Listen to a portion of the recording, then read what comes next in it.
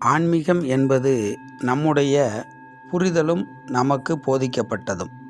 ஆன்மீகம் என்றால் தீவிர பக்தியில் இருப்பது அல்லது எல்லாவற்றையும் விட்டுவிட்டு துறவியாக சென்று விடுவதல்ல. பக்தியில் கடவுள் பயத்தை உருவாக்குகிறார்கள். ஞானத்திற்கு எல்லாவற்றையும் விட்டுவிட்டு வர வேண்டும் என்ற புரிதல் தான் இருக்கிறது. இங்கு உண்மை இப்படி இல்லை. கர்மவினை கழிக்க வந்த உங்களுக்கு கடவுள் மீது பயம் தேவையில்லை.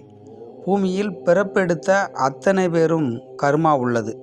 பொன், பொருள், புகழ், குடும்பம், உறவுகளை விட்டு காட்டுக்குள் சென்று கடுதவம் செய்வதால் ஆன்மீகம் இல்லை.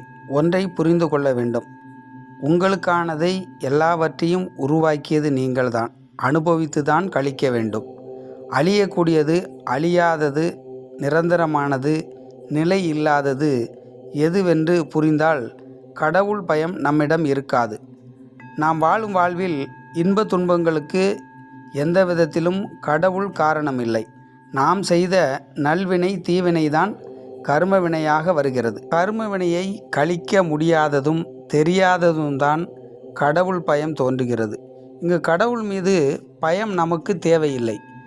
பொன், பொருள், பெண், உடல், உலகில் நாம் கண்ணால் காண்பது தங்காது, ஒரு நாள் அழிந்து போகும்.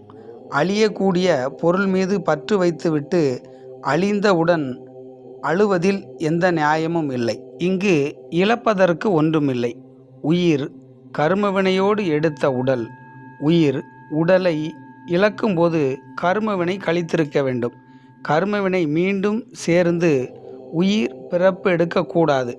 ஆன்மீகத்தின் இலக்கு இதுதான். உயிரை உணரும்போது ஏற்படும் ஆனந்தம், அதுவே சுதந்திரம், உயிரின் விடுதலை.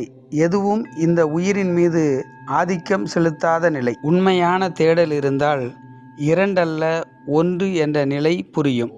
பரம்பொருளும் நீயும் வேறு என்பது மாறி ஒன்றாக தோன்றும். நிஜமானது, அழியாதது, நிலையான வெட்டவெளி.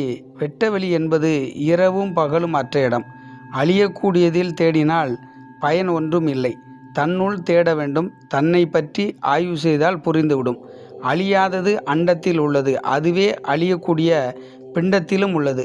அழியக்கூடியதை விட்டு அழியாததை தேடி அடைவதுதான் ஆன்மீகம். இதை அடைய முடியாமல் தடையாக இருப்பது அறியாமை. அதனால் தோன்றும் மாயை. அதில் மண், பெண், பொன், புகழ் ஆசை, காலம், சூழ்நிலை, கற்றதும் அறிந்ததும் தடையாக இருக்கிறது. வெளியில் தேடாமல் அகத்தில் தேட வேண்டும். இந்த உண்மை புரிந்து அறிந்து உணர்வது ஆன்மீகம். ஆன்மீகம் அறிவதற்கு இல்லற வாழ்வை துறக்க வேண்டுமோ? அசைவம் சாப்பிட முடியாதோ?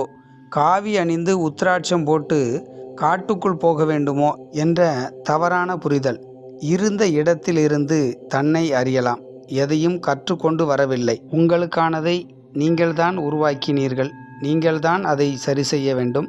அதுதான் உண்மையான ஆன்மீகம். நன்றி, வணக்கம். மீண்டும் சந்திப்போம்.